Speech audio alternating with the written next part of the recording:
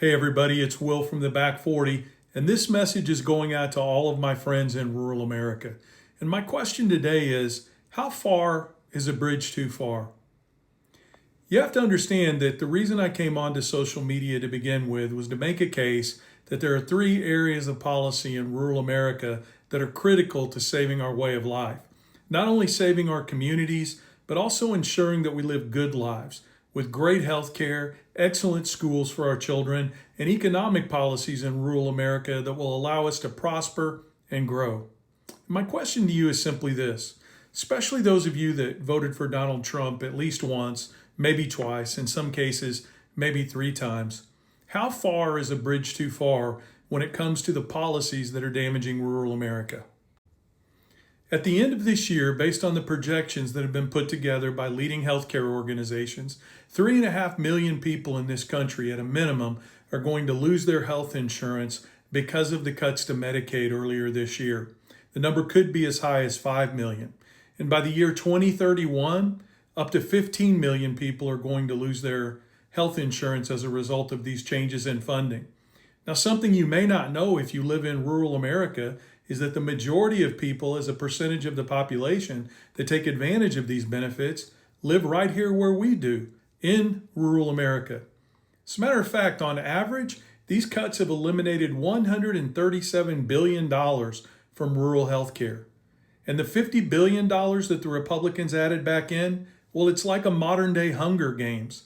Half of that is divided up among the states. The other half, well, the governors have to apply for that. And what are the odds that if you're a rural person living in a state with a blue governor, Democratic governor, what are the odds that you're ever going to see any of those funds, given what's happening now at the national level with tribalism, etc.?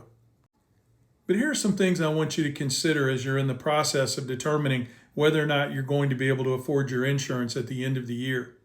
The president received a payment from the United Arab Emirates of $2.5 million to his personal, not to the government of the United States, not to the American taxpayer, but to his personal cryptocurrency/finance company. And what did they get in return? They received some of the most advanced microchips that this country has to offer. Microchips that our own national security experts have been saying for years we should not be distributing to countries like the United Arab Emirates because things that go there have a way of making their way into the hands of our enemies. While the family members that you know and love with heart disease, diabetes, and other chronic health issues are losing the local hospitals and clinic they need to get there in a short period of time in the event that they have a medical emergency, the president's family has been overcharging the federal government for multiple different things.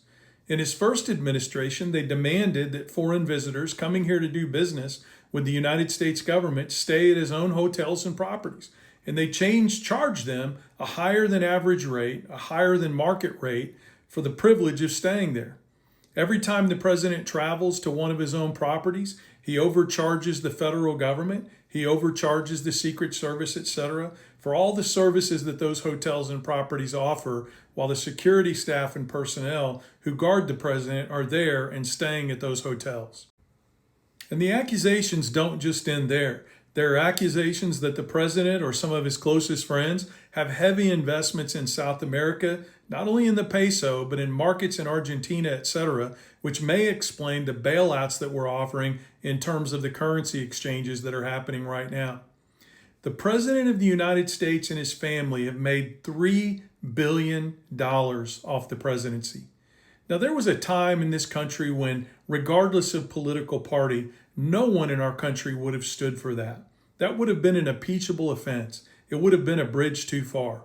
So I'm simply asking you, while they're destroying healthcare in rural America, while they're destroying our schools through voucher programs and lack of funding, which force programs in rural American schools to be cut and eliminated and schools to be consolidated and to go to 4-day school weeks, and while they're passing agricultural policies that have destroyed over 30% of the foreign markets in this country, not only have they lost us $2 billion in beef purchases from Asia, but they've sent a bailout to Argentina that's allowing them to waive the taxes on their soybeans so that the Chinese can buy from Argentina instead of from the United States. So for how long? How long are you going to remain satisfied with the President of the United States grifting the presidency while he's cutting your health care, destroying your schools, and eliminating your foreign markets for agriculture? My hope is that the answer is you've had enough. And if you have had enough, I'm going to ask you to take a simple step. Reach out to the Back 40 Action. You can go to back40action.org, all spelled out. It's a nonpartisan C4 designed to educate the American public about these cuts, the impacts that it's going to have on rural America, and what we can do to fix the problem. It's time. The bridge too far is already here and it's already passed. We can't fix these problems unless we come together, regardless of political party and ideology, to take a stand for what's right for rural America. And I hope you're ready to do that. And I hope you're ready to do it with us.